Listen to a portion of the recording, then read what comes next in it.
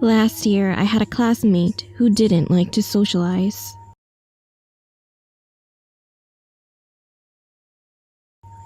I was the only one who spoke to her. One day, she messaged me an article about cat abuse, knowing that I had a cat. I replied to her, saying, "Wow, that's literally insane." She then started pretending she was close to me and continued to send articles about cat abuse or pictures of dead, such as road-killed cats.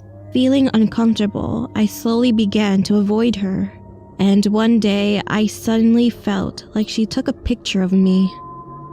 While she left her seat, I decided to secretly check her cell phone. Surprisingly, the phone was not locked, so I could easily enter her photo gallery, and then what I saw was horribly shocking.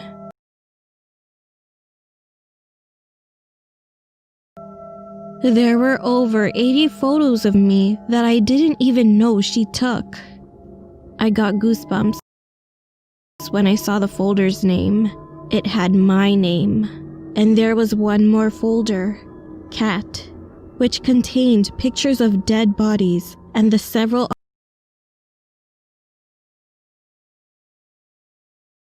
articles that my friend had sent me. This story is about my friend's sister. The friend's family was living in a large apartment complex. One day, his sister went out, and this incident happened at that moment. Her ex-boyfriend, who was waiting for her, hit her on the head with a piece of sidewalk block and just killed her. The security ran towards them in surprise, but he ran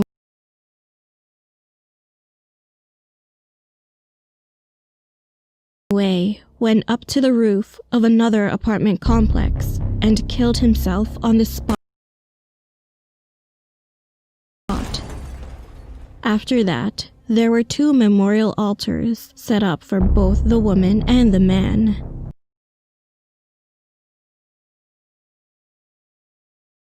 And ironically, they were located right next to each other. And meanwhile, the bereaved family of the man insisted on this. They told my friend's family, "Let's join their souls in marriage."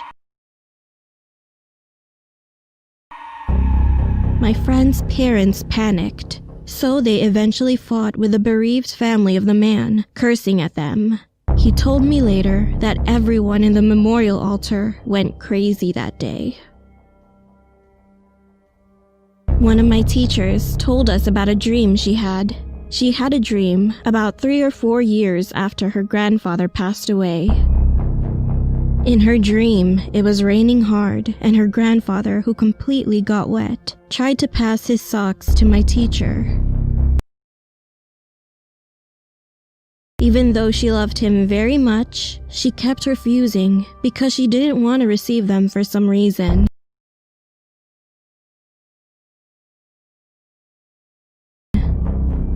Then suddenly, the view abruptly changed, and my teacher was in the car. She was driving through a very big tunnel. At some point, she started dozing off, pressed on the brake, and then woke up. She thought it was just a strange dream at first. Another day, she was driving in a car with her husband. She usually doesn't sleep when she's in the car, but she started dozing off in the front passenger seat on that day.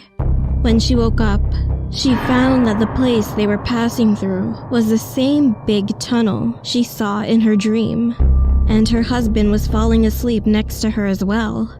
Being startled, she immediately woke her husband up, and they returned home safely. She suddenly remembered her dream, so she visited an expert to get any advice on dream interpretation. And the story goes like this. When you receive an item from a person who passed away, then you will die. Anyway, my teacher soon forgot about it for several years, until 7 years had passed. That day was the day they were going to change the place of her grandfather's grave, and the moment when they opened his coffin, they could see his wet body was floating in water. The strange thing was that the flesh had not yet rotted. She could see that the body had a bit of volume. She ended up thinking that her grandfather, who had been standing in the rain in a dream, might have wanted her to know of his current condition. However, this wasn't the only surprise. It turned out that it wasn't only her. Other relatives had the same dream. This isn't a scary story, but I've been the clumsy type ever since I was a child, so accidents used to happen a lot. And once I almost died. I was the girl who really loved animals, so without thinking, I walked onto a road where cars were moving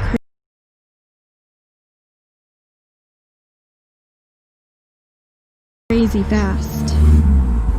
I didn't put much thought into the things I did when I was a child.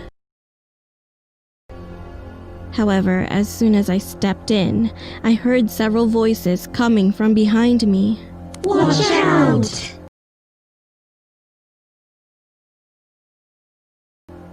Surprised, I fell backward and fortunately wasn't on the road. But when I looked back, there was no one behind me. My big brother was there, and with a tearful voice he said, "Hey, what if you got hurt? You shouldn't let go of my hand." My brother came out of the store and ran towards me right away. So that must mean that my brother was the only one who called out to me at that moment. However, I then heard dozens of people calling out to me, yelling, "Watch out."